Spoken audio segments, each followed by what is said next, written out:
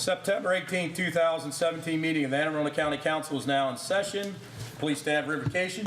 Remain standing for the Pledge of Allegiance. Mr. Smith, you got the con. Let's bow our heads. Dear Heavenly Father, thank you for this opportunity to serve our citizens of Anne Arundel County again.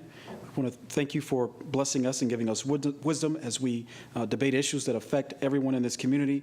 And we ask for prayers and sympathy for those who were affected by the storms over the last couple of weeks. And all these things we pray. Amen. Amen. Hold it. I want one of our Boy Scouts to get up here and lead our Pledge of Allegiance. How about one of you guys come on up here? All right, let's take somebody, or all of you, either one. Bring them all up. Bring them all up. You guys aren't coming out here without giving us a pledge, I can tell you that.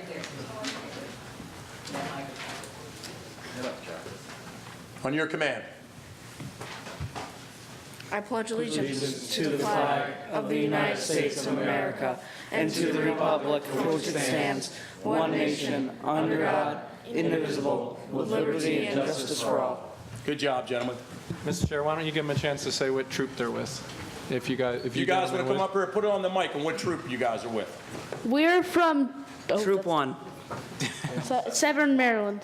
Troop 1, just one digit. Never seen that before. Well, hey, look, that's got a lot of good meetings. You guys are number 1, right? That's right. I like that. Says so on the package. They're number 1, just like District 1. That's all I'm saying. Oh, there we go. I knew it was coming. All right. All right, we'll start off with good evening, ladies and gentlemen. I'd like to take this golden opportunity to introduce myself. My name is John Grosso on behalf of myself and my staff, and the entire council, but most of all on behalf of the people of Anne Arundel County. Once again, I'd like to welcome everybody out to tonight's meeting. With that being said, Madam Secretary, you want to please read the ethics statement? The Ethics Commission has asked that I advise you that under certain circumstances, members of the public may qualify as lobbyists when they testify before the County Council. If so, the law requires that certain information be filed with the Ethics Commission. The Chairman of the Ethics Commission has asked that those present review the Ethics Commission information in the foyer of these chambers. If there are any questions about lobbying requirements, speakers should contact the Ethics Commission in the Heritage Office Complex on Riva Road. Okay. And let's see. We have the administration's requested bills number 7217 and 7317 being withdrawn. Is that all right with you too, Mr. Walker? You were the co-sponsor on that? All right. With that being said, is there anyone in the audience who would like to address the council briefly on any subject on not the printed material? You're going to keep your remarks to 2 minutes. We have a sign-up sheet, so I'm going to call off the first 5 people, and if I butcher the name up, please don't understand it's all done with love. So we're going to start off, it looks like Hamilton Tyler, looks like Peter Kane, Fair Adrian, Jennifer Habers. Okay, Yasmin Jameson, come on down. Please remember it's 2 minutes, and your mic gets cut. And we'll start off with it looks like Hamilton Tyler. And that's you, sir? Good evening. Thanks for coming out tonight. Hamilton Tyler, Deputy County Attorney. As part of County Executive Shu's effort to combat the heroin epidemic in our county, I would like to update the council and the county residents on recent actions of the Office of Law. At the request of the county executive, the Office of Law researched issues relating to various lawsuits that have been filed by state and local governments across the country against opioid manufacturers and distributors. Governmental entities are beginning to push back against the opioid industry in an effort to recoup some of the substantial resources that have been forced to be expended in response to the crisis of opioid addiction, which continues to grow despite our efforts to stem it. As you know, Anne Arundel County has been greatly affected by the opioid crisis. The county has expended a great deal of resources in combating the various medical, criminal, and social problems caused by opioid addiction. Significant resources have been expended by the Health Department, the Fire Department, Police Department, Department of Social Services, as well as other departments, in addition to actual expenses for health care for county employees related to prescriptions for opioids. The lawsuits filed by other jurisdictions around the country allege that opioid manufacturers claim that opioids would improve patients' function and quality of life, mischaracterized the risk of opioid addiction and abuse, including by stating that opioids were rarely addictive, claimed that addiction could be avoided or successfully managed, mischaracterized the difficulty of discontinuing opioid therapy, and claimed that increased doses of opioids pose no significant additional risk. As the Office of Law researched issues related to a potential lawsuit against the opioid industry, it became apparent that such a lawsuit would require an enormous expenditure of attorney resources and expenses. Any such lawsuit would be filed against several multinational corporations that would be represented by large national law firms. The motions and discovery alone would keep several attorneys busy full-time. Litigation expenses would be significant, probably several $100,000. Towards that end, the county retained the law firm of Motley Rice to represent it in litigation against the opioid industry. Motley Rice has specific expertise in litigating against the opioid industry and is currently involved in several such lawsuits around the country. The team of attorneys that will assist the county is based in Motley Rice's Washington, D.C. office. The county's retainer agreement with Motley Rice requires Motley Rice to advance all litigation costs, with no requirement that the county repay Motley Rice should there be a recovery of damages. Okay, Thank thank you. All right, let's see. Next one, Mr. Kane, name and address in 2 minutes, please. My name's Peter Kane. I'm at 11 Shipwright Street here in Annapolis. I'd like to speak about Michael Peruka. Recently, County Executive Steve Shue and Councilman Pete Smith launched Anne Arundel County Unity. It's an anti-racism initiative for Anne Arundel County. In the spirit of this initiative, this council should pass a resolution asking for the resignation of Councilman Peruka. During the time of Mr. Peruka's membership in the League of the South, the organization unequivocally advocated for an independent Southern nation governed by and for white Christians. Why would Mr. Peruka have joined this group and remained a member for so many years if he didn't agree with the League's clearly stated mission? Mr. Peruka has never answered that question. Instead, despite his long and close association with the League, Mr. Peruka claimed it was a Christian free market group.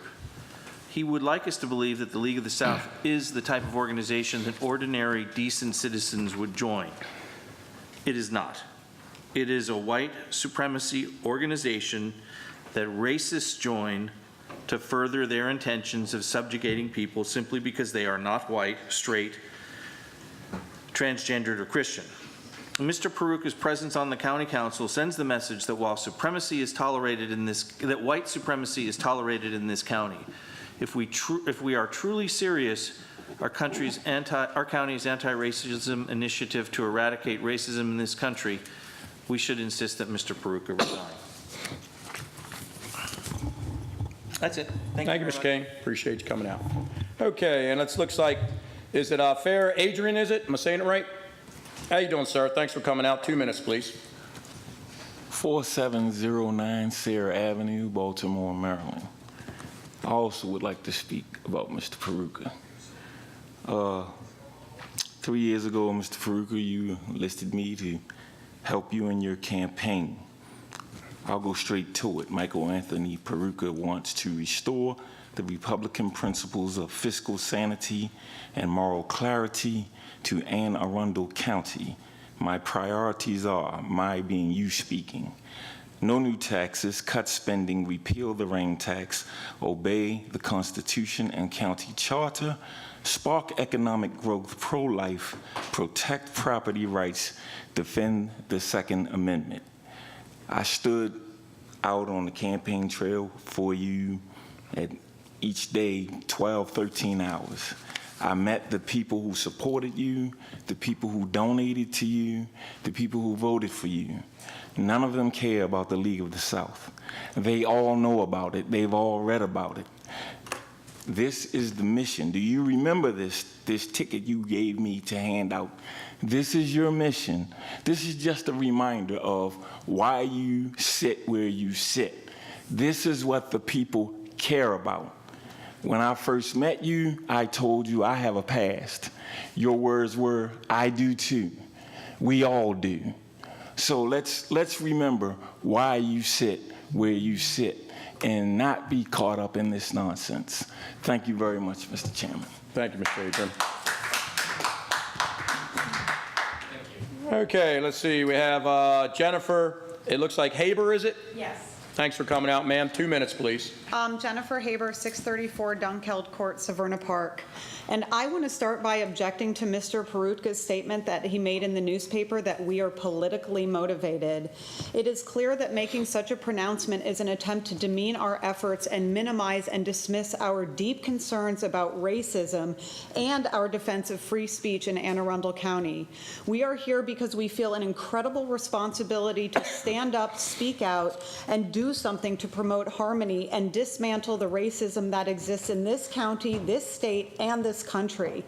Ms. Wintrobe did not ask for your resignation to be political. She asked for your resignation because we cannot abide anything the League of the South promotes, and that you were a member as recently as 2014 is alarming at best. And Mr. Grasso, fortunately for the League of the South, although we do not agree with the hate they spew, we respect the First Amendment and do not deny them their free speech right. You stated that the ACLU was all about one side. That statement is clearly erroneous, as the ACLU has championed constitutional rights for people of color, priests, LGBT, Jehovah's Witnesses, veterans, flag burners, people convicted of crimes, the press, students, people with mental illness, right to die patients, Nazis, women, and the list goes on and on. And I would refer you to the ACLU website, aclu.org, for more information, as I am certain there are cases such as the Brown versus the Board of Education that you could agree about. And that's the thing about the ACLU. They may not always pick the popular position, as evidenced by the harsh criticism received over decades from all sides of the political and ideological spectrum, but you know for sure that they are unwavering in their commitment to the U.S. Constitution and will always be a beacon to look to protect all of our rights. Thank you. Okay.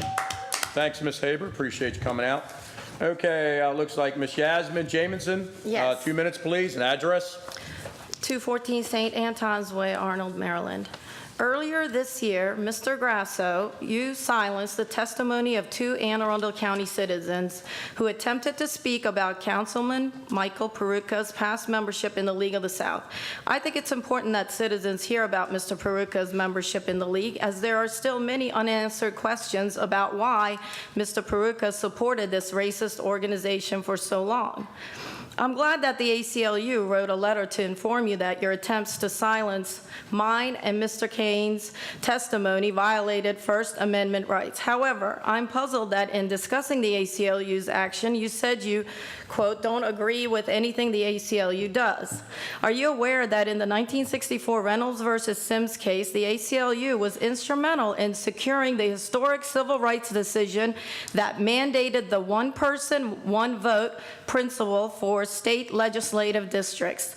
This decision continues to ensure that minority populations throughout the country have fair representation in state and local government. Chief Justice Earl Warren said that Reynolds versus Sims was the most important decision rendered during his tenure.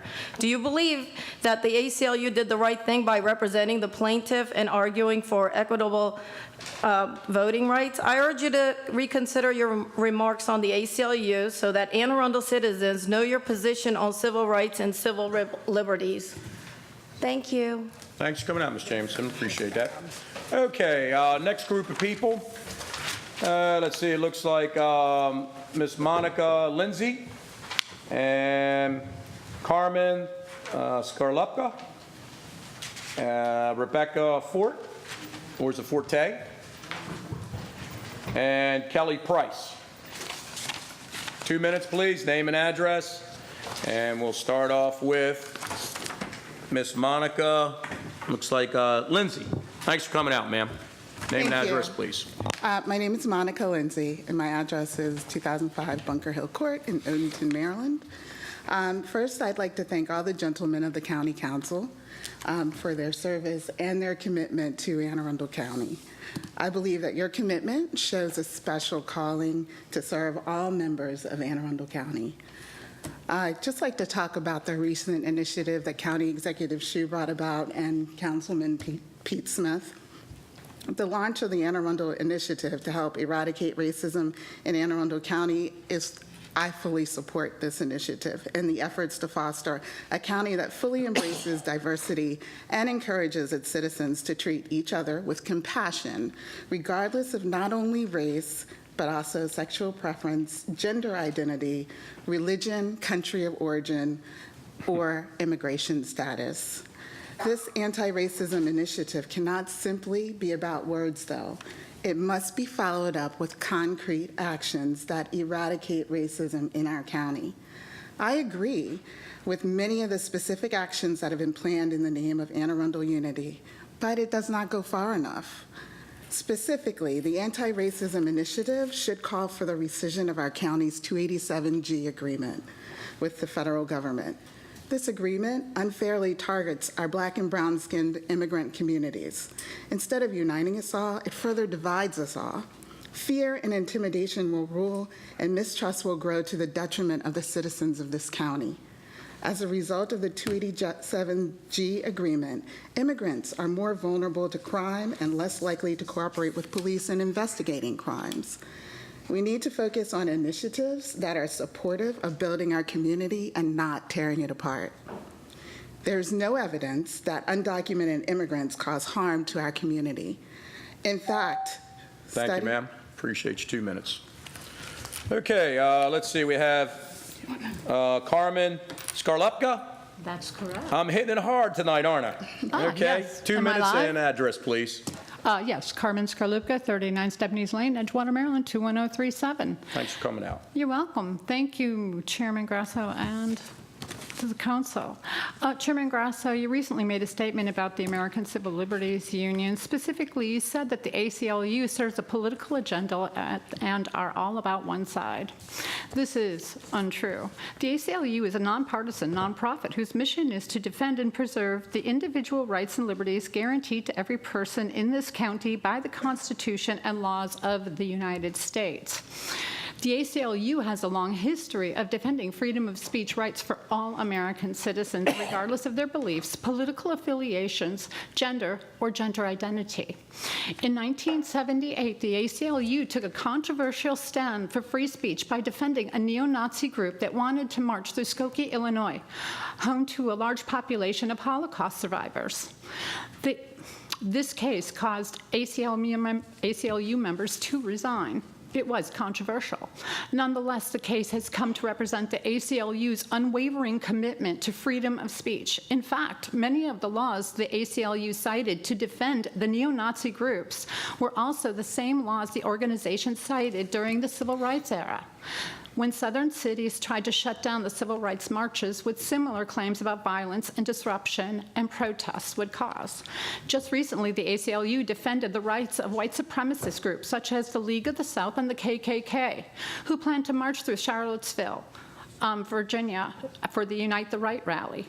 There are numerous cases like these that prove the ACLU is not all about one side, as you stated. I urge you to consider that as the chairman, as an individual, as a candidate, and also as a representative of this council, that you consider defending everyone's right to free speech. Thank you, ma'am. Okay, next person, Rebecca Forte, am I saying it right? Yes. Thanks for coming out tonight, ma'am. 2 minutes, please, and your address. Thank you. My name is Rebecca Forte. I am from 752 Dividing Road, Severna Park, Maryland, 21146, and I'm speaking extra fast because I know I have exactly 2 minutes to the dot. And I know that you will keep that because it is being timed. That being said, I have seen, because I have been here before at this table, I have witnessed evidence of other people not being given only 2 minutes. Specifically, when we came for the anti-hate resolution that everyone here supported. It was a unanimous resolution, right? There was a man, I don't know his name. I call him Mr. Darwin Preacher because he was really into how racist Charles Darwin was. And he stood here at the podium because he's a preacher. And he took more than 2 minutes and was allowed to take more than 2 minutes because he wanted to talk about racism on the anti-racism night. I don't know. But in any case, I wanted to bring that to your attention so that you can fairly and justly and consistently enforce the 2-minute rule. And only took about 1 minute and 12 seconds. Thank you. Thank you, ma'am. Appreciate you coming out. Okay, let's see. We have Kelly Price. Thanks for coming out, ma'am. And address, please, in 2 minutes. 253 Waycross Arnold. I'm not here tonight to attack, to accuse, to hate, or to insult. I'm here to share that I am freaked out. No matter who I voted for, Mr. Peruka is my councilman and Mr. Grasso is our council chairman.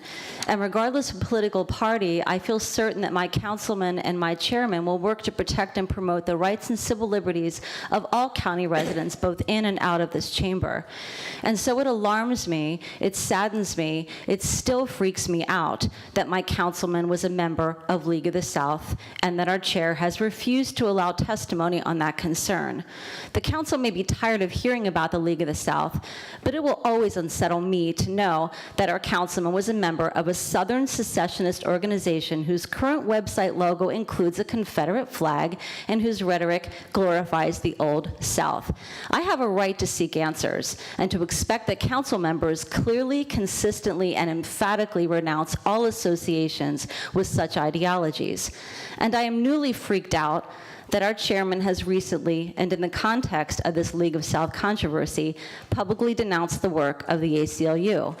I claim my right to ask for clarification from Chairman Grasso, who has stated publicly that he doesn't agree with, quote, anything the ACLU does, end quote. When I read that, it freaked me out. I'm now trying to find reasons for this position. Could Mr. Grasso truly, genuinely object to the ACLU's entire body of work? How could this be? Or is Mr. Grasso unaware of the history of the work of the ACLU? I find this difficult to believe. Or did he speak impulsively and erroneously? Mr. Grasso, Mr. Peruka, I ask you, without malice or accusation, to clarify your remarks in past associations, to demonstrate consistently and sincerely your commitment to social and racial justice for all county residents, and to end my sustained freak out. Okay. Thank you for coming out, Ms. Price. Let's see. Next couple people is we have Mary Tadone, and it looks like Will Rowell and James Kitchen. Come on down.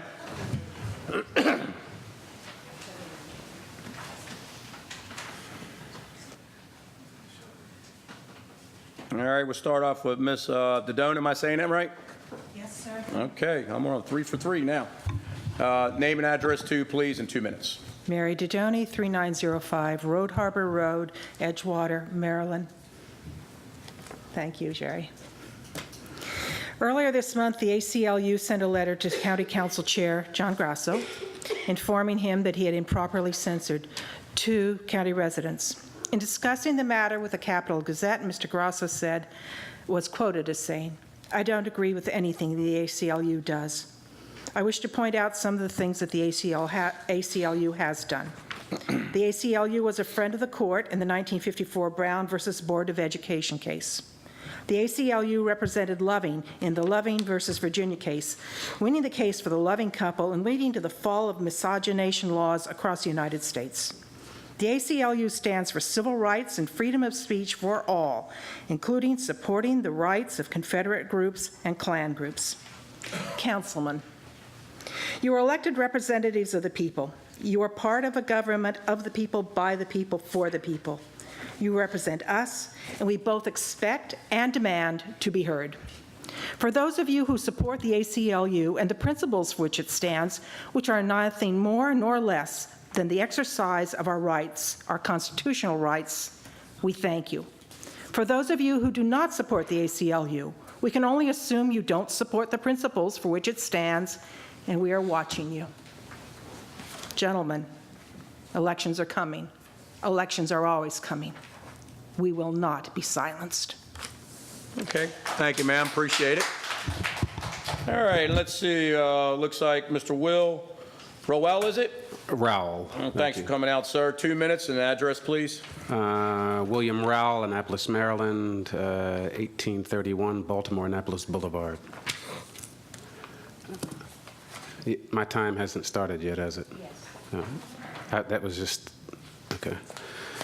In the 2016 documentary, I Am Not Your Negro, James Baldwin said, "History is not the past, it is the present. We carry our history with us. We are our history. If we pretend otherwise, we are literally criminals." I started off with this in particular for our chairman because there's nothing wrong with apologizing for things that you've done to people who are coming to speak about their personal issues, and in particular in issues relating to the ACLU, who only exist to protect civil rights and to also uphold the Constitution. I believe you're of Italian descent, because I remember your joke that you made when we were talking about other racist, very serious issues, and you may want to do a little research on the ACLU and some of the cases protecting immigrants as far back as when the Italians came to America. Okay. Given the world events that have occurred over the last few centuries, and especially during the last few months, I'm asking all of you all to devote more time to not only researching and investing in the treatment and decriminalization of addicts caught up in the opioid epidemic in suburban white enclaves, while further criminalizing street-level dealers caught in the exact same cycle in black urban communities. I'm asking that you take up not only that, but marry it to anti-hate agendas, which means beginning with League of the South, and which also means with being totally honest and apologetic to people who are not sitting on that dais, that are coming to you expressing their interest about a very serious thing, which is an involvement of someone who is a policymaker representing people who actively was a member of an anti-hate group. And if you can present any other evidence to any of us, I'd love that. I also want to state that I'm a proud black man from proud black parents, and I'm baffled by... Next person, Mr. James Kitchens, you're up, please. The only person here who supported Peruka was another person... Sir, you're out of order. Okay. Sir, your 2 minutes, please. And Mr. James Kitchen, 2 minutes. Name and address, please. Hi, my name is James Kitchen. I live at 1762 Farmington Court, and that's in Crofton, Maryland. So I've spoken before this council a couple times over the past year about my opposition to the 287G program. And I don't try to come every council meeting to say the same thing, but every once in a while there's a new development which I believe warrants coming and revoicing that opinion. So recently the county executive and Councilman Smith rolled out this Anne Arundel United initiative, which I was really excited about and very thankful for. And as I was reading about it and watched the live stream online, because I was at work and was not able to be there for the rollout myself, the first thing I thought was, like, this is awesome. Like, have a government that is willing to talk about real issues and try to move our county in a positive direction. And the second or third thing I thought was, wait a minute, does this mean we're going to get out of the 287G program? Because it's kind of interesting to have a program that talks about bringing us all together, but to have recently adopted policies that actively divide us and pull us apart. So there are, again, 3,000 county governments in this nation, just over 3,000. There are over 19,000 municipal governments. There are over 16,000 townships in this country. So that's just under 39,000 governments of local jurisdiction. And there are now 60 that participate in 287G. That is less than 0.2%. And I don't know why our county wants to be among that group. It just doesn't make sense to me. If we're going to say that we want to bring people together, but we have policies that divide us, that's just inconsistent. I think consistency matters in government, and I think if we're going to continue to advocate and be in agreements that go against what we say, then like all we're doing is putting up smokes and mirrors and trying to distract our constituents from what is really going on. So I encourage you to encourage the county executive, because I know it's not your decision, to pull us out of 287G. Thank you. All right. Thank you for coming out, sir. All right, let's see. There was people that didn't sign up on the list, and if you'd like to come down and address the council, please come down. I know some of these you can, Mr. Shea, you're good there. Mr. Torrey, is it? Yes, sir. Okay. You, Mr. Delameter, you coming up? Yep, we'll stand at the podium. You want to do the podium too? Okay. Well, I'm going to start off with Mr. Torrey right here, being you're the closest to me. 2 minutes, please, and please don't forget to put your name and address. Yes, sir. My name is Torrey Snow, 1307 Beltram Court, Odenton, Maryland. I would like to call to the attention of the council some recent results that were published by the Anne Arundel County Public School District as optimistic improvements. Our sixth graders of Black or African American descent, 16.7% of them got out of sixth grade with competency in math. Seventh graders, 12.8% of our children got out of school at competency. Eighth grade, we sent our eighth grade Black youths into high school at a 7.8% competency level in Anne Arundel County alone, not counting external educational forces. While people rant on about the League of the South and 287G, our children are going on a path that will lead them to illiteracy, and they will be thrown into a vicious competitive world with high expectations for education, and not one person mentioned this at all. And these results were posted as improvements by the Anne Arundel County public school system as of 3 weeks ago or something. This is incredibly inappropriate that we would devote so much time and energy to these fake issues while our Black communities continue to be devastated in an educational way. I personally would like to request that the council not dedicate another penny or resources or anything to any sort of diversity activities or Anne Arundel County United until we can get our children educated again. Please focus on what matters to us. Thank you, Mr. Torrey. Mr. Shea, a name and address too, please, and once again, 2 minutes. Mike Shea, Red Top Farm, Shady Side. I'm here to update you on the Shady Side cell tower issue that's been before the Board of Education since I was here last time. But I would also like to thank the ACLU that has helped me personally many times, including when past county executives were using the police department to keep political files on me and others. Prince George's County has now terminated Milestone's lease agreement on transparency, process, and parents' request. The Anne Arundel County Board of Education has process and transparency issues. Chris wrote a letter asking for them not to target cell towers at elementary schools. But I can tell you this, Eric Gannon, the only one on the school board that was brave enough to ask for a motion to have an up or down vote. The silence was deafening, and the members did not go on record for a vote. Their own guidelines call for a vote if it's controversial large item. But more importantly, at the required community meeting, Greg Stewart, a school board administration, assured our community there would be an up or down vote. This is also the required community meeting that was held after the school board targeted Shadyside Elementary for a tower. So much for transparency, process, and accountability. But the Board of Education has also promoted an urban myth that there will be money for schools by getting into the cell tower coverage business. In my 2 visits recently to the school board, I've lost confidence, not only in their practices of transparency and process, because their non-discussion of the simple business math.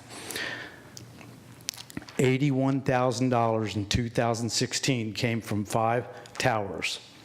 There's 88,000 students. That's less than $1 per student. Thank you, Mr. Shea. Mr. Delamere, good to see you again. How are you, gentlemen? Good to see you Name guys. and address, please, in 2 minutes. Joseph Delamere, Maryland. That's my address. First, I'd like to talk about this book right here. And I've heard Mr. Peruka say he is a Christian. This book right here, there's no, anywhere in this book can you find anything about a race. Nothing. So if he claims to be a Christian, there's nothing in his makeup that's going to say he's a racist, because there is no racism if you believe the Bible. Also, in this document right here, this is our Maryland Constitution. In the beginning, I'm not going to quote it, but I'd like people to read it. It says, "We are thankful to Almighty God." And when they talk about the God, we're talking about the triune God of the Bible. And we're thankful for our state here, and we actually reference God in here many, many times. And I still haven't heard anybody in this council putting the Bible back in school. Because if we want to do away with racism, let's take Darwin out and let's put the Bible back. If we want to truly do away with racism, let's teach the 10 Commandments. Let's teach what Jesus said, love your neighbor as yourself. Let's not teach all this Darwinism that you came from a rock and you evolved into man. Let's get that out of these schools. Let's defund the schools and let's start teaching the right things. If we don't defund the schools, we're going to continue to have racism because evolution is racism. If you read what it's about, it is racism. So let's stop playing around. Let's put the Bible back in school. I'll buy a Bible for the 174 schools that are out there, and I'll put them there. Let's get these Bibles in the schools. You claim you're a Christian, Mr. Smith. Let's put them in the schools. Why are we teaching evolution? Thank you. Thank you, Mr. Delameter. Okay. All right, let's see. Next person, sir, how are you doing this evening? Thanks for coming out. Name and address in 2 minutes, please. All right. Philip Potetto, 1800 Poplar Avenue, Annapolis, Maryland, 21401. Councilman Grasso, recently you came out and said that the ACLU is, quote, all on one side, unquote. I actually agree with this statement. The ACLU is all about one side, the freedoms and liberties of all people. ACLU's mission is to defend and preserve the individual rights and liberties guaranteed by the Constitution and laws of the U.S. You also stated that you don't agree with anything the ACLU does. Can we take this to mean that you're against cases such as Loving versus Virginia and Brown versus the Board of Education? I grew up in your district and am still friends with many people living there. As a fellow Glen Burnie alumnus and the child of a mixed-race couple, I hope that you wouldn't want to throw my parents in jail and that you don't have a problem with people who look like me and others who would have had a drink from the colored fountain and attend separate schools within your lifetime now enjoying the same rights that you do. If you're upset and concerned with you and government being held accountable to the rule of law, that is troubling. Unfortunately, this seems like another instance where you resist being held accountable and in line with the law when it's inconvenient for your aims and methods. Your campaign website says that you want to bring honesty and respect back to the county executive's office, but based on your words, actions, and attitude, I find that difficult to believe. I sincerely hope that you're just unaware of the history and work of the ACLU, and you'll take some time to learn more about the ACLU and reevaluate your entire constituency and how you represent them, as well as your responsibility to consider everyone across the spectrum in Anne Arundel County and how you choose to govern. If you were mistaken in what you said, I encourage you to show us the respectability and accountability you want to bring back to our government by admitting you were wrong. I know I would respect you more for doing so. Thanks for coming out, sir. Anybody else? Oh, another person. Good evening, ma'am. Thanks for coming out. Name and address in 2 minutes, please. Lauren Harley, 8616 Myrtle Avenue, Bowie, Maryland. Good evening, Chairman and councilpersons. I'm here as a representative of the International We Love You Foundation. It is a foundation that has more than 150,000 volunteers worldwide. And in the Anne Arundel County, we have more than 200 volunteers. Some of our initiatives include the World Cleanup Movement, disaster reliefs, blood drives, social welfare, and more. It is our goal to help the community as whatever their needs may be. And we know that as our county council, you may know better than others. So we are here today to let you know that we are here and we're happy to help, and we would love to share more information when time allows. Thank you. Thank you, ma'am. Appreciate you coming out. Okay, I don't see anybody else. Moving forward, we have the presentation from the Maryland Associations of the Counties. If you want to come on down, give us what you got.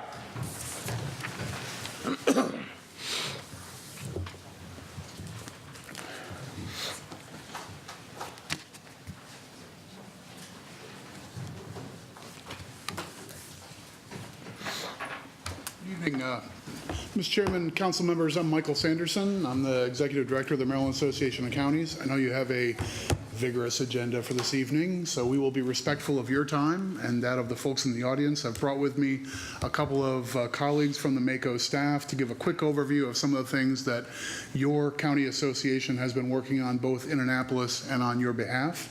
On my right is Les Knapp, MACO's Legal and Policy Counsel, and on my far right is Robin Clark-Eilenberg. She's our Research Director, and we'll talk about a few other issues as well. I'll take just a few moments and speak very briefly, mostly from the cover page of a document that we've had passed out to you all. I don't intend to go through the document, but there's a little bit of background there on the several policy issues and whatnot.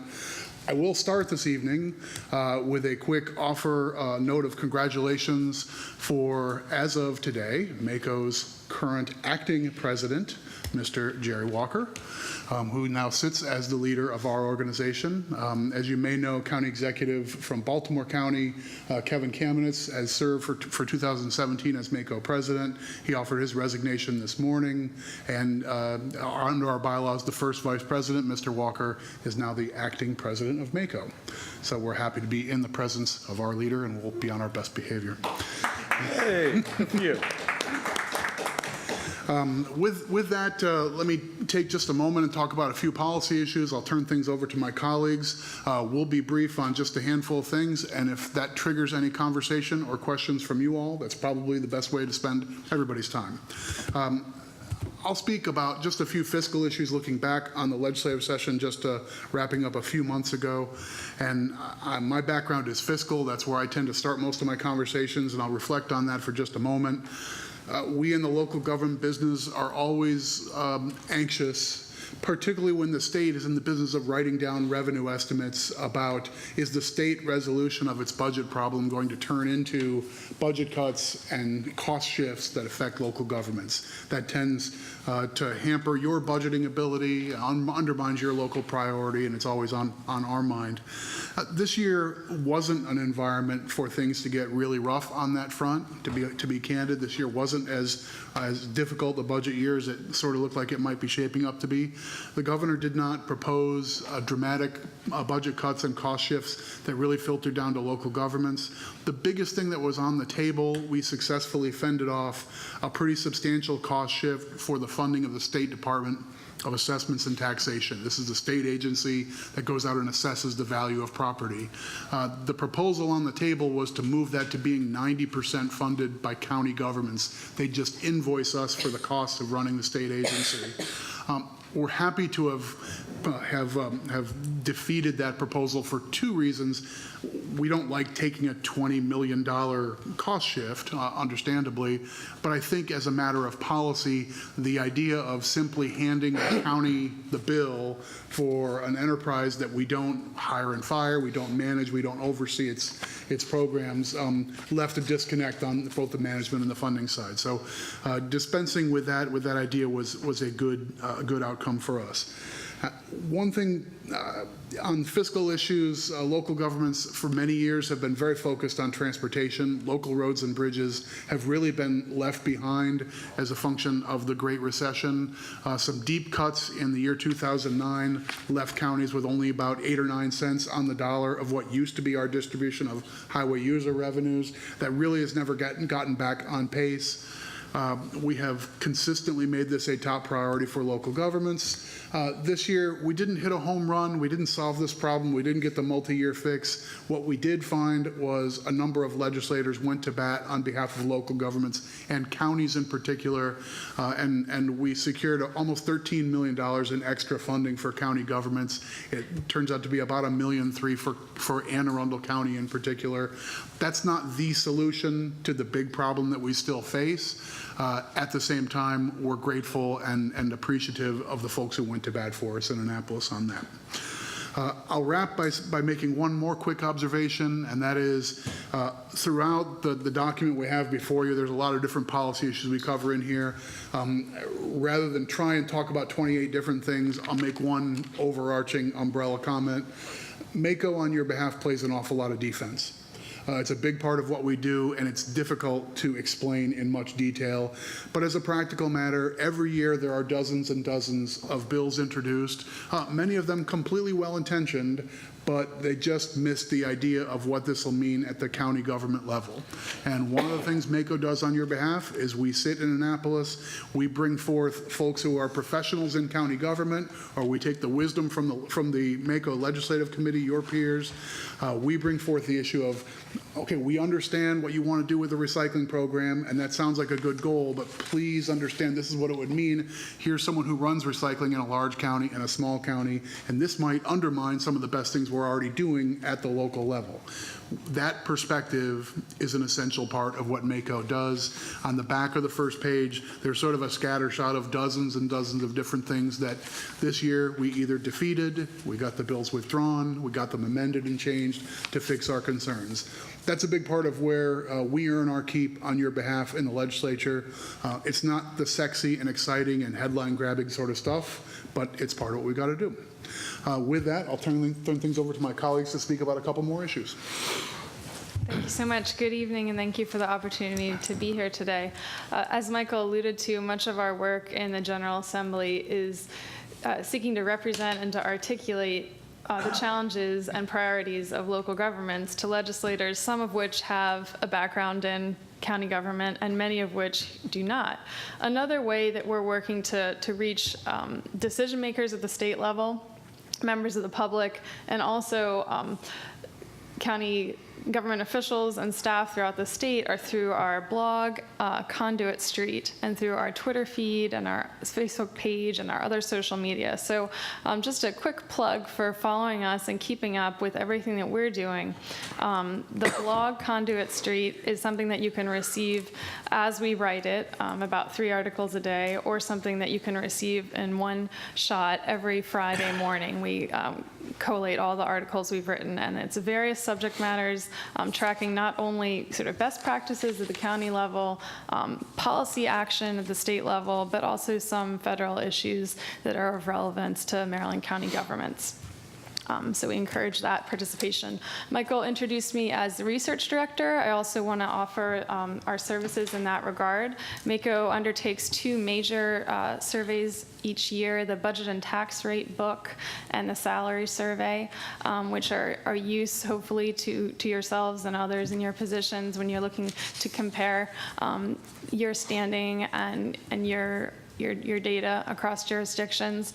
But frankly, I probably do 3 to 4 other surveys, could be all sorts of different topics each month when I get in a request from a county government seeking to look at any little detail of their service. Right now, for example, I'm conducting a survey on whether or not council people are able to vote via teleconference or via phone. And I know we have some experience of that here in this council.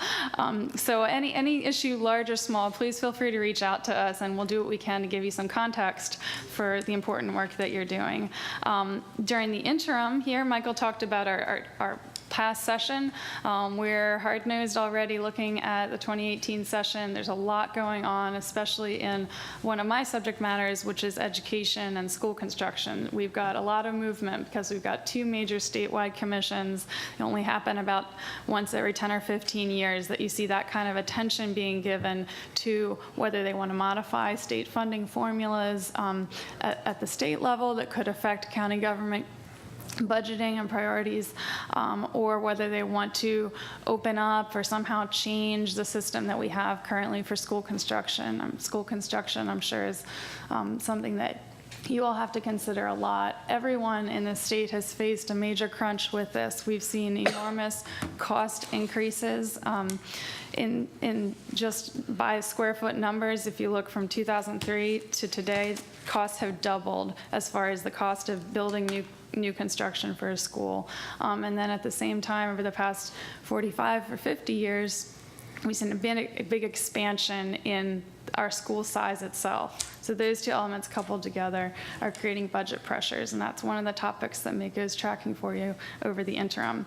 We're also preparing for our winter conference coming up. I hope you might consider joining us. We're coming off of a blockbuster summer conference, and I'm going to turn it over now to Les to speak to more policy issues and other aspects of the organization. Thank you, and good evening.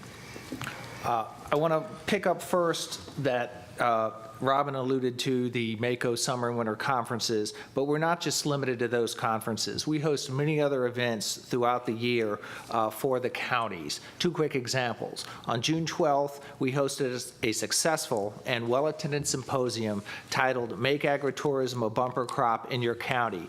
The symposium focused on managing the challenges and opportunities that agritourism presents for counties, ranging from everything from land use issues, food safety, sanitation concerns, building code requirements, and advertising and promotion. Second, we have our annual Annapolis Half-Day Immersion coming up on November 8th.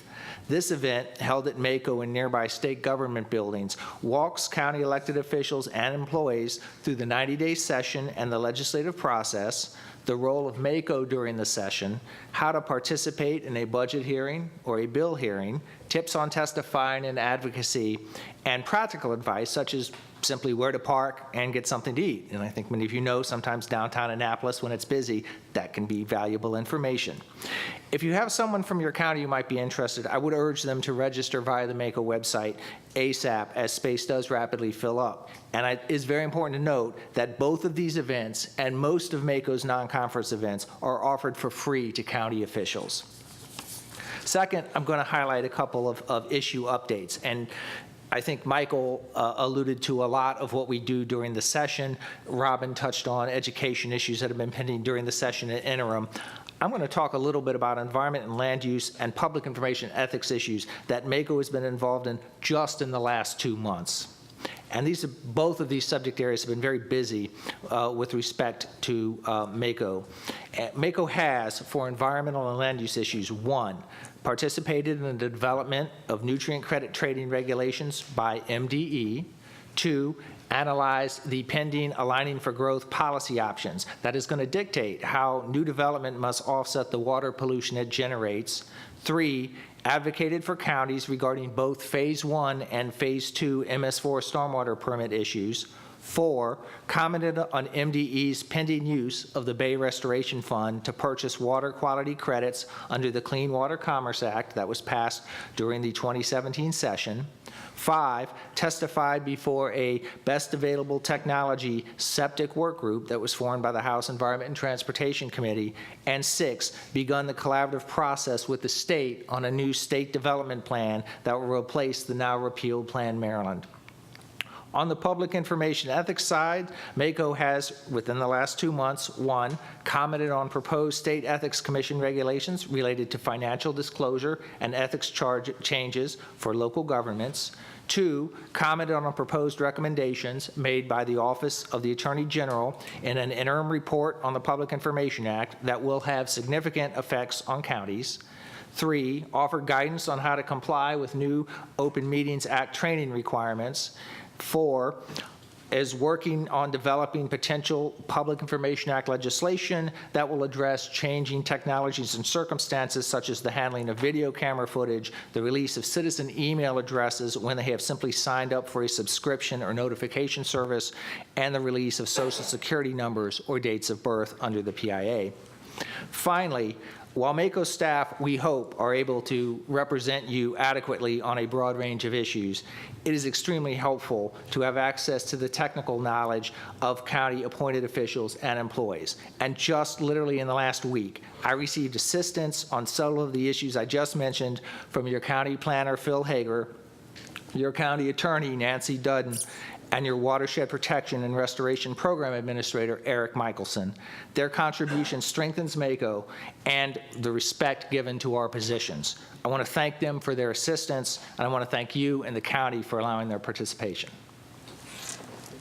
With that, Mr. Chairman, I'm happy to take any questions or any follow-up if you'd like. Anybody? Well, we appreciate the time that you folks put into this, and thanks so much for coming out tonight and fill us in on the latest update. Thanks very much for having us. Thank you so much. Okay, is there any item any council member would like to place on the agenda? Seeing none, may I have a motion to partial readings of any bill, resolution, or minutes constitutes reading of a whole? So moved, Mr. Chair. Second. Madam Secretary, please read the minutes of September 5th, 2017. The meeting was called to order by Chairman John Grasso at 7 p.m. and opened with the invocation given by Mr. Walker, followed by the Pledge of Allegiance. May I have a motion to approve the minutes of September 5th, 17? So moved. Second, all in favor, opposed, motion carries. Minutes of September 5th, 17 stand approved as read. Madam Secretary, please read the title of bills to be introduced this evening. Bill number 7817, an ordinance concerning pensions, general provisions, deferred retirement option programs, fire service retirement plan, police service retirement plan, and detention officers and deputy sheriff's retirement plan. Bill number 7917, an ordinance concerning current expense budget, transfer of funds, and supplementary appropriations. Bill number 8017, an ordinance concerning rules of practice and procedure, Board of Appeals, meetings, and participation. Bill number 8117, an ordinance concerning real property taxes, tax credits, public safety officer tax credits. Bill number 8217, an ordinance concerning zoning general development plan for Anne Arundel County. Thank you. Madam Secretary, please read the title of resolutions to be introduced this evening.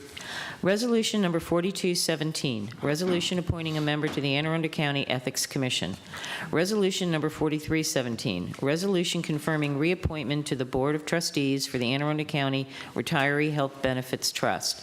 Resolution number 4417, resolution requesting the Personnel Board to study and recommend to the County Council the salary for the County Executive for the term beginning December 2018. Thank you. May I have a motion to suspend the rules to vote on resolution numbers 4217, 4317, and 4417 out of order? So moved, Mr. Chair. Get a second? Second. Madam Secretary, please call the roll.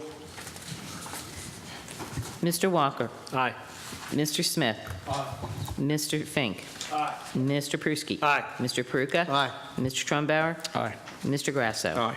7 in the affirmative, none in the negative. Motion to suspend the rules to vote on resolution numbers 4217, 4317, and 4417 is adopted. All right, Madam Secretary, please read the title of resolution 4217. Resolution 4217, resolution appointing a member to the Anne Arundel County Ethics Commission. Mr. Marsick. Mr. Chairman, members of the council, Bernie Marzick in the County Executive's Office. Resolution 4217 appoints Thomas Mulvernon to the Anne Arundel County Ethics Commission. He will replace Jonathan Kagan, who resigned August 2nd. All right, thank you. Any questions, council? Seeing none. We're going to open up the public hearing on resolution 4217. If you want to chime in, please feel free. Seeing no movement in the crowd, we're going to close the public hearing on 4217. Madam Secretary, please read the title of resolution number 4217. Resolution number 4217, resolution appointing a member to the Anne Arundel County Ethics Commission. Main discussion? Mr. Chair. Mr. Trumbauer. Thank you, Mr. Chair. Mr. Marzick, just if you'll indulge me for a second, I see that Mr. Mulrennan is very well qualified. I'm just wondering, where did he come from? Did he apply, or did you guys have a connection with him and asked him to serve? I don't know that off the top of my head. Yeah. I imagine he put his name in through Ms. Berlin. Okay. He knows all the boards and commissions. I'm not sure if he's been on any other boards or commissions that we have, but I don't know the answer to that. Okay. Well, I mean, certainly, I knew Mr. Kagan. He was a lawyer. Mr. How do you say his name? Mulrennan. He's a lawyer. So I'm gonna trust that he was properly vetted, and he'll be a great addition to the Ethics Commission. Thank you. Any more discussion? Seeing a movement in the crowd or on the dais, Madam Secretary, please call the roll on resolution number 4217. Mr. Walker. Aye. Mr. Smith. Aye. Mr. Fink. Aye. Mr. Pruski. Aye. Mr. Peruka. Aye. Mr. Trumbauer. Aye. Mr. Grasso. Aye. 7 in the affirmative, none in the negative. Resolution number 4217 is adopted. Madam Secretary, please read the title of resolution number 4317. Resolution number 4317, resolution confirming reappointment to the Board of Trustees for the Anne Arundel County Retiree Health Benefits Trust. Mr. Marsick, you're on again. Mr. Chairman, members of the council, Bernie Marzick, County Executive's Office. Resolution 4317 reappoints O'Brien Atkinson to the Board of Trustees for the Anne Arundel County Retiree Health Benefits Trust. It will serve a 3-year term ending June of 2020. I got to object to that, no. Couldn't help myself seeing him back there with that mug. Okay, we're going to open up the public hearing on 4317. Anybody want to come in and chime in? Seeing no movement in the crowd, we're going to close the public hearing on 4317. Madam Secretary, please read the title of Resolution Number 4317.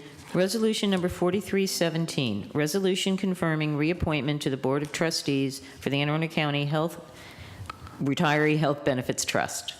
All right, any discussion? Seeing no movement up here, Madam Secretary, please call the roll on Resolution Number 4317. Mr. Walker. Aye. Mr. Smith. Aye. Mr. Fink. Aye. Mr. Pruski. Aye. Mr. Peruka. Aye. Mr. Trumbauer. Aye. And Mr. Grasso. Aye. 7 in the affirmative, none in the negative. Resolution number 4317 is adopted. All right, Madam Secretary, please read the title of Resolution Number 4417. Resolution number 4417, resolution requesting the Personnel Board to study and recommend to the County Council the salary for the County Executive for the term beginning December 2018. All right. Mr. Walker? Thank you, Mr. Chairman. As you'll recall, 4 years ago, when we convened the Personnel Board to study County Council salaries, we also asked them to study for the County Executive salary, so I'm just asking them to do that again. Okay. Sounds like a good idea. All right.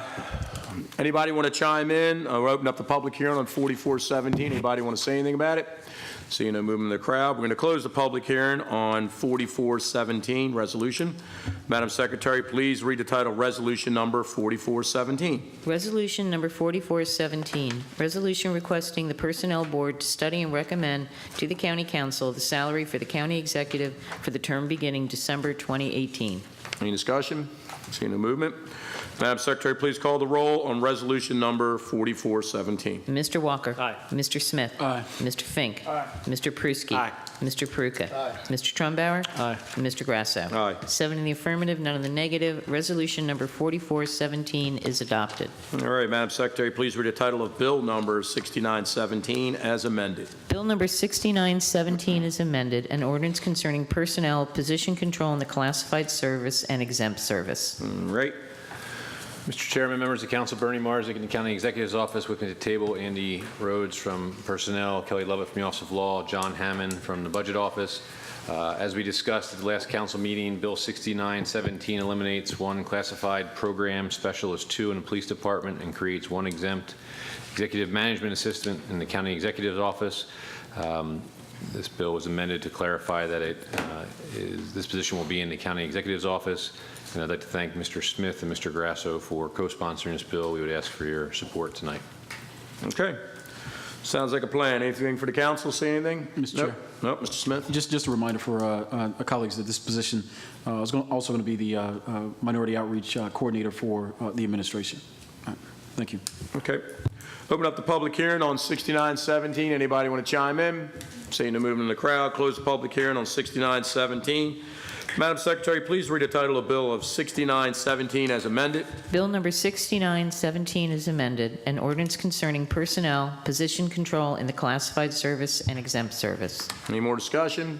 Seeing none, Madam Secretary, please call the roll on Bill number 6917 as amended. Mr. Walker. Aye. Mr. Smith. Aye. Mr. Fink. Aye. Mr. Pruski. Aye. Mr. Peruka. Aye. Mr. Trumbauer. Aye. Mr. Grasso. Aye. 7 in the affirmative, none in the negative. Bill 6917 as amended is passed. And so, Madam Secretary, please read the title of Bill number 7017. Bill number 7017, an ordinance concerning Snug Harbor Waterways Improvement District, approval of loan and assignment agreement. All right, we got Mr. Marsick and friends again. Mr. Chairman, members of the council, Bernie Marzick, County Executive's Office. With me at the table, Tomi Adebu from the Budget Office and Kinley Bray from the Office of Law. Bill 7017 obligates the county to level special tax on the Snug Harbor Waterways Improvement District beginning in fiscal year 18 to repay the $112,200 loan that was used for dredging. The repayment term of this loan is for 5 years. We'd be happy to answer any questions that the council has. Okay. Let me just for getting education on my part. So we're taxing on the community over there because they dredged the creek, and so is there so many people that are involved with this deal? I don't know the number. Maybe Mr. Adebu knows it. Understand the question in terms of contractors or? Yeah, in other words, the county kicked out $100,000, right, to dredge a harbor? Is that what it was? Yes. Okay, and so the people are willing to pay for it, is that what it is? Yes, sir. That's good. So how many people family or households were involved? I don't have the budget sheet in front of me. Best guess? 20, 30, 100? I'm not sure. The communities, they vary. All from right, that's not a 11 big deal. I just want to know, because in the future, if I ever come across a situation, sometimes it's helpful to say, well, hey, if you guys want to get this done and you all pitched in, maybe the county will be willing to do this, but you're going to have to pay the county back. That's the reason why I'm asking. Mr. Chair, the auditor may have that information. Okay. She's looking. I didn't want to tie the meeting up. It was just generalization, that's all. Do you know it? Not off the top of my head. I probably have it here in my materials, but I did want to make a couple of other comments about Okay, please do. Go ahead. bill. There was a couple things that need to be clarified from my blue letter. I had said in the second paragraph that the Waterway Improvement District had already entered into and settled on this loan without council approval, and that according to our first inquiries, the bank had not released any of the loan proceeds pending this proceeding. However, we've since learned that the bank did release the proceeds upon settlement, but the proceeds have not been touched. They're still sitting in the district's account untouched. I also wanted to mention that this has happened previously for at least one of these districts, and it was determined that because the districts are spending county tax dollars, they're actually agencies for the county in that regard. And therefore, when they enter into loans without council approval that commit county funds in future years, they're in violation of Charter Section 715C. I'm currently discussing this with the Office of Law. We're talking about whether it does in fact violate it, and I will communicate with the council as to whatever comes out of that So discussion. to reiterate what you're saying here is this $100,000 is sitting there. It's never been touched. They were going to probably pay a contractor to dredge the creek, and it's just sitting there. Right. So it sounds like they're worried because it's violation of the charter They're law that they supposed- haven't moved yes. forward. They're supposed to come to council and get approval of the loan because the loan document actually has the tax dollars listed as collateral in I the see. agreement. They're supposed to get the council's approval first. They Okay. did not. I think it was, Were they told? they were told that after it happened. I think once the county found out that they had done it, we told them they weren't supposed to have done it, and therefore the proceeds have not been spent or touched yet. Okay.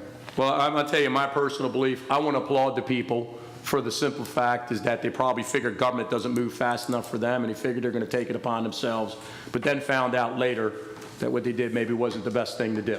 But I wouldn't beat up on them too bad for that, Mr. because Chair? it's kind of good in an indirect way that people do try to help. 42 homes is what it sounds like. Yeah, I have Okay. 44. Yep. 44 on my list. 44? Yeah, I mean, that's close to 42. Okay. Mr. Chair, who's Mr. Smith. who has Snug Harbor? Oh, did Mr. Walker? Okay. Mr. Walker. Harb, that's Mr. Walker. That's your area. It is. It's my area. Okay.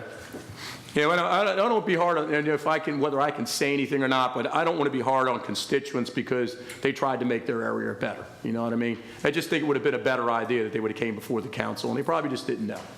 So, with that being said.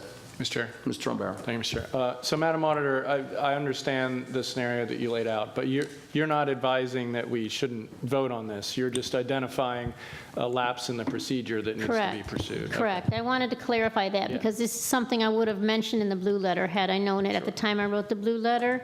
They haven't touched the proceeds. This is a process issue, and the auditor's required to bring to the council and the executive's attention anytime there's a violation of the charter or code.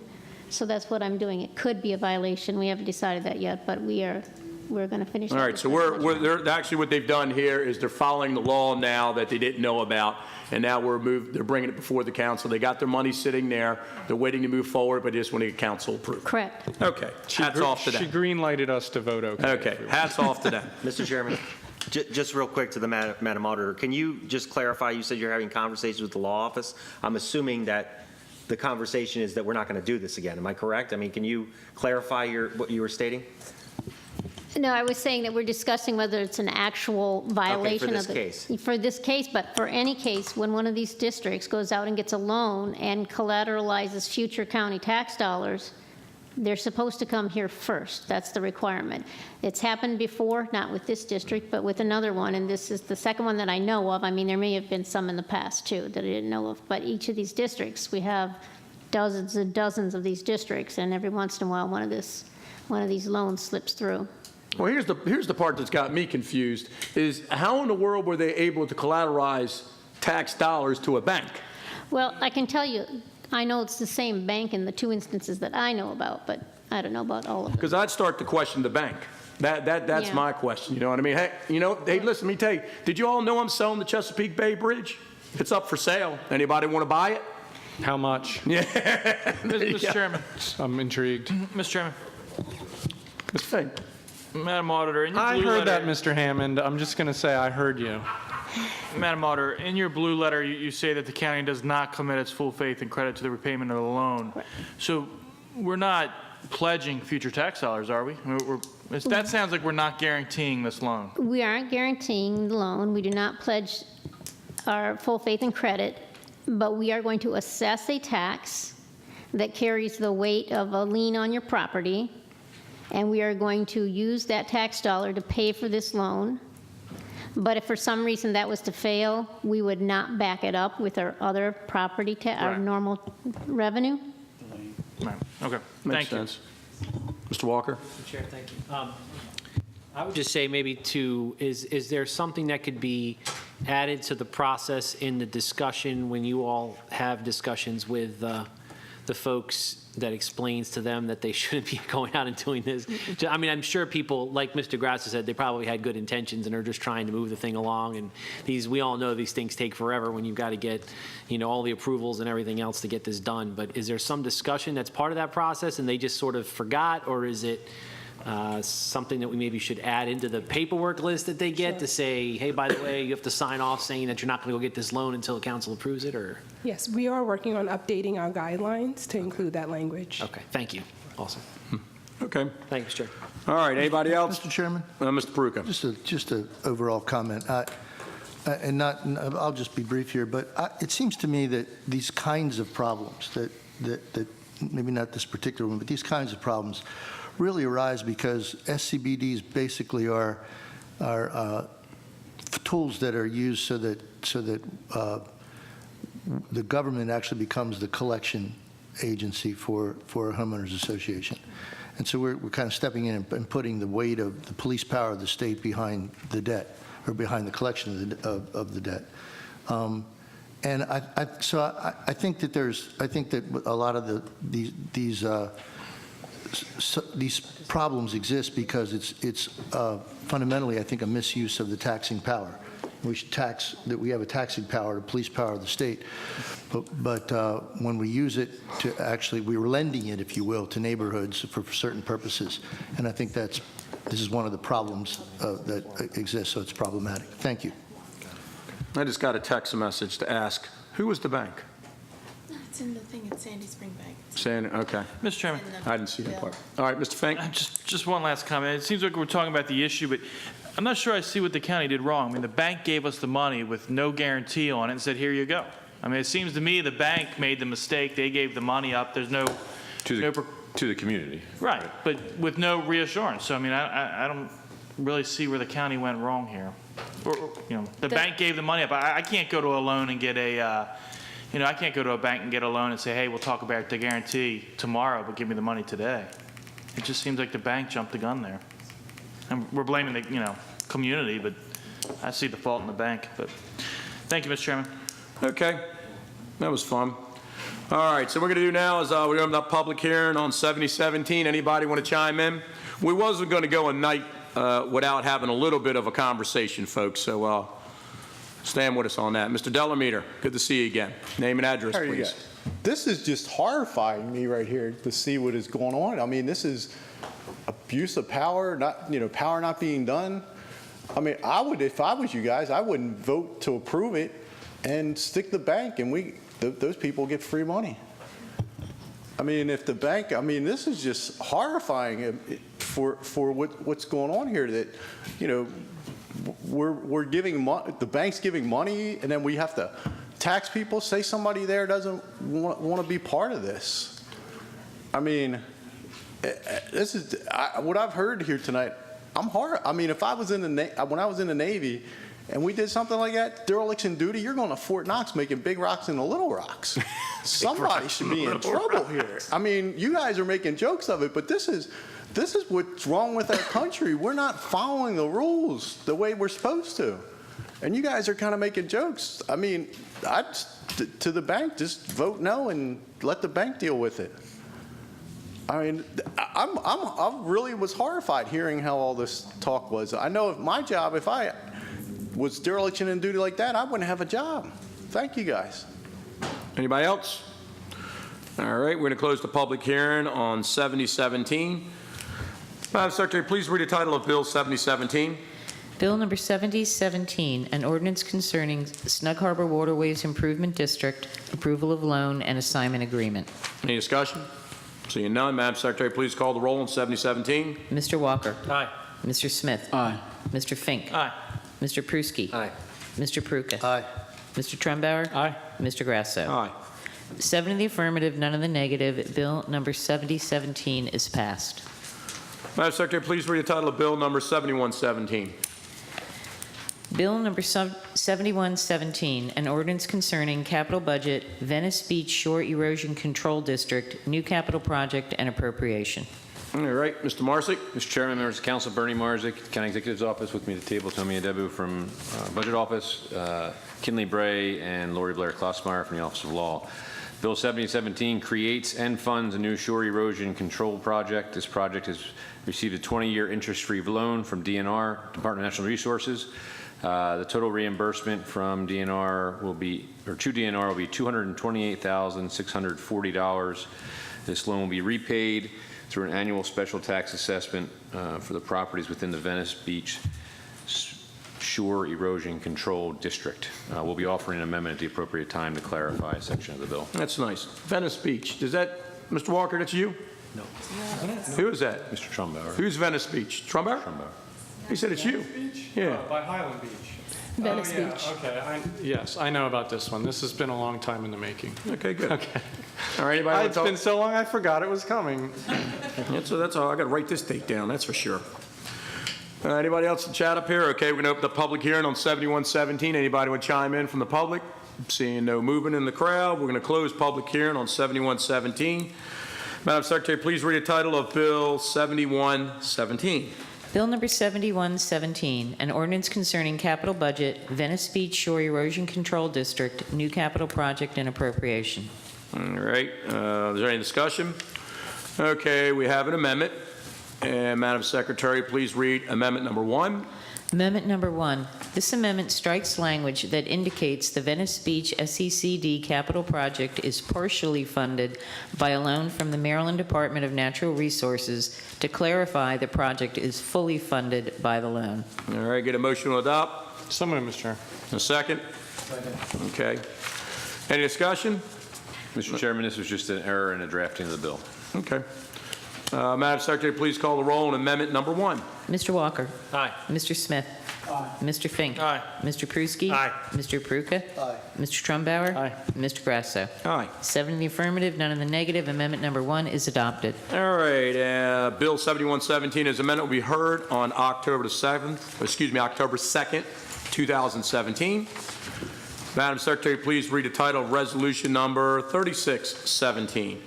Resolution number 3617, resolution approving the application to the United States Department of Justice, Office of Justice Programs for a grant under the Edward Byrne Memorial Justice Assistant Grant Program, fiscal year 2017 loan solicitation, and recognizing the county executive's authority to act in connection with the grant.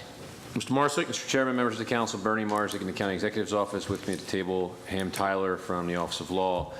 This is the annual grant approval of the Byrne grant. This grant provides $164,273 that is administered by the Criminal Justice Coordinating Council. The CJCC seeks to break the criminal justice cycle through treatment and family intervention programs that are funded through this grant. This is primarily accomplished through the adult drug court programs and the community conferencing program. The past years, we have received between $164,000 and $205,000 through this grant, and going from fiscal years 2013 to 2017. This grant also provides funding for treatment of incarcerated individuals with co-occurring disorders. Mr. Tyler, I would be happy to answer any questions the council has. Okay. Anybody got anything to say? Mr. Chair. Mr. Smith? You said, Mr. Marzek or Mr. Tyler, so how many years have we been receiving this grant? At least, I believe, 5 that I could find quickly. I think more like 10 or more. You know how many people were served by the execution of the grant? How many folks were treated? Well, it serves drug court, it funds positions such as a drug court coordinator and the drug court paralegal. My best guess would be several hundred over the course of the year, and also the co-occurring disorders, probably more. Now the auditor brought up a change in this year's process with this grant. Is that something that we've done in the past when it came to certification of this grant? The certifications that are required only relate to a federal statute, which is basically targets the sanctuary jurisdictions such as San Francisco and Chicago, which have passed laws that prohibit their employees from communicating at all with ICE. We do not have any such laws, so we're unaffected. So when this process is being certified, does it have to be recertified every year when we go through this grant process? Yes. Thank you. Okay. So basically, all the certification says is we comply with this federal statute, Check. which is a law, so we have to obviously comply with it, but some jurisdictions do not. Thank you, Mr. Chair. Okay. Ms. Chody? I'll clarify, the law has been in existence for many, many years. This is the first time that we've had to certify that we're complying with it. That's what I was pointing out in the blue letter. That's true, correct? Yes, I believe so. Mr. Chair. Mr. Trumbear? Thank you, Mr. Chair. So, Mr. Marzek or Mr. Tyler, the county isn't doing anything different in terms of our procedure than we have for the past years. This is just a check that the feds make us check. But accepting this grant doesn't have any consequence on the county's procedure with regard to the detention center or any of these agencies that the grant pertains to. Is that correct? Correct. All right. And this money, if I understood it correctly, goes to adult drug courts and other recidivism programs? Correct. Yes. Okay. So if we don't get this grant, and we've gotten it in the past years, presumably those programs would suffer some loss of capacity or something? There would be a problem, yes. Correct, yes. Okay, thank you. Thank you, Mr. Chair. Okay. Anybody else? All right, we're going to open up the public hearing on 3617. If anybody wants to chime in. Seeing no movement in the crowd, I'm going to close the public hearing on 3617. Madam Secretary, please read the title of resolution number 3617. Resolution number 3617, resolution approving the application to the United States Department of Justice Office of Justice Programs for a grant under the Edward Byrne Memorial Justice Assistance Grant Program, fiscal year 2017 loan solicitation. All right, thank you. Any discussion? Mr. Peruka, do you want to say something? Yes, sir. Thank you, Mr. Chairman. I have just a brief statement that I prepared. Here's actually a copy of it for you, if you'd like.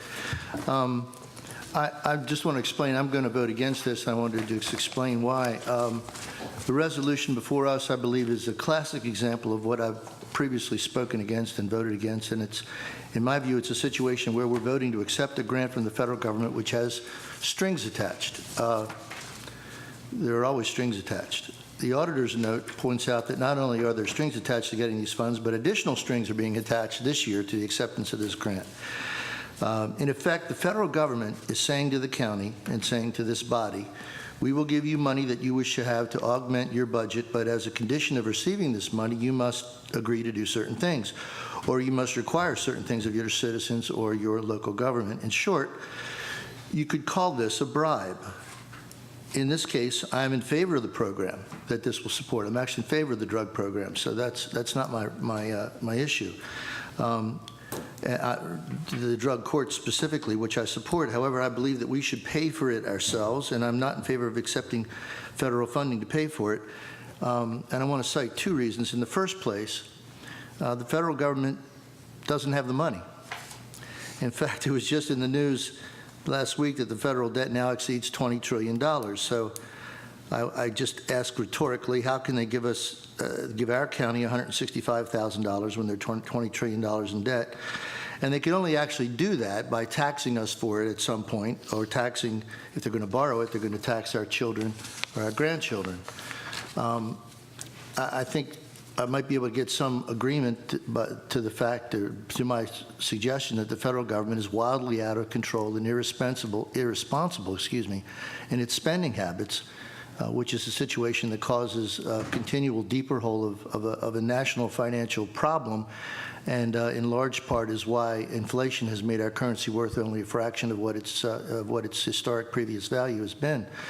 So, Mr. Chairman, I believe it's irresponsible for the federal government to offer us this money, and I would argue that to take the money makes us complicit in that irresponsibility. Secondly, this grant now attaches another string by which the county would agree to allow the Department of Homeland Security to access county detention facilities and to meet with aliens and inquire as to his or her right to remain in the U.S.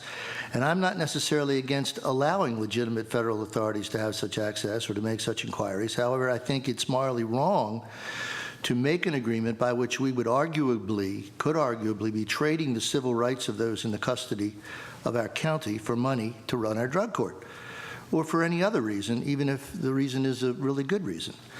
So I believe this is a scheme that I can't approve of, and I see no alternative but to vote no and to suggest that we fund the legitimate activities of our local government without trading away our citizens' rights or their property in order to obtain money that the Fed does not even have until it actually somehow takes it from those very citizens. So thank you, Mr. Chairman. Okay. Anybody else? All right, Madam Secretary, please call the roll on resolution number 3617. Mr. Walker. Nay. Mr. Smith. Mr. Chair, I sat here, listening to my colleagues speak on this bill. It's a little interesting because there are two issues happening with this bill. On the one end, we have an opioid addiction that is ravaging our county service people, and we don't have enough resources because obviously the numbers are continuing to climb as far as the deaths.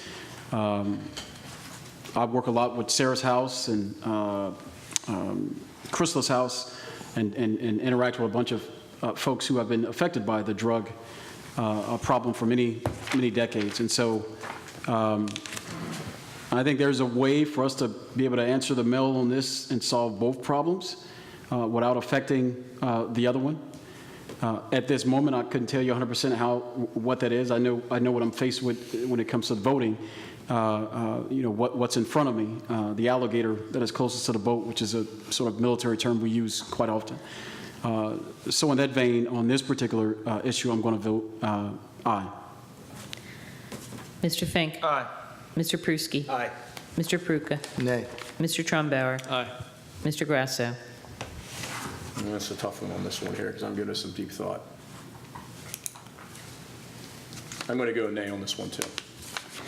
4 in the affirmative, 3 in the negative. Resolution number 3617 is adopted. Okay. Is there any other business to be brought before the county council? Move to adjourn, Mr. Chair. May I have a motion to adjourn? Second? Second. All in favor? Aye. Opposed? Motion carries. County council is adjourned until October 2nd, 2017.